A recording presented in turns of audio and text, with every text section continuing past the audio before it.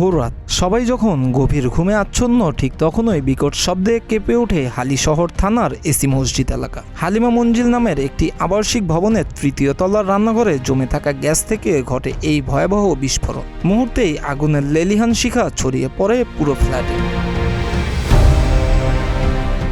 বিস্ফোরণের তীব্রতায় দগ্ধ হন পরিবারের 9 সদস্য। এর মধ্যে রয়েছে 3 জন অবুঝ শিশু। দগ্ধদের দ্রুত উদ্ধার করে চট্টগ্রাম মেডিকেল কলেজ হাসপাতালের বার্ন ইউনিটে ভর্তি করা হয়। চিকিৎসকরা জানিয়েছেন, দগ্ধদের মধ্যে কয়েকজনের শ্বাসনালী মারাত্মকভাবে ক্ষতিগ্রস্ত হয়েছে।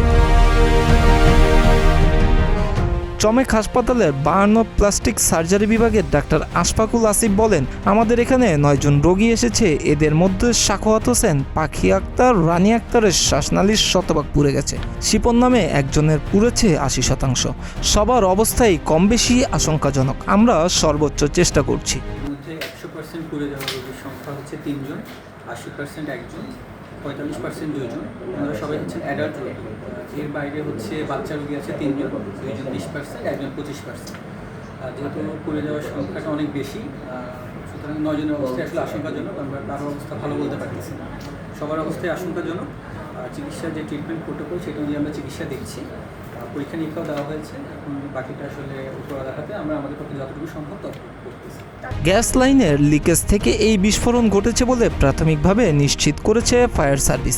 আগুনের খবর পেয়ে আগ্রাবাদ ও বন্দর ফায়ার স্টেশনের 4টি ইউনিট ঘটনাস্থলে পৌঁছে প্রায় 1.5 ঘন্টার চেষ্টায় আগুন নিয়ন্ত্রণে আনে। ততক্ষণে ঘরের সব মালামাল বশীভূত হয়ে যায়। ফজরের সময় স্যারি খাওয়ার জন্য সবাই উঠছে।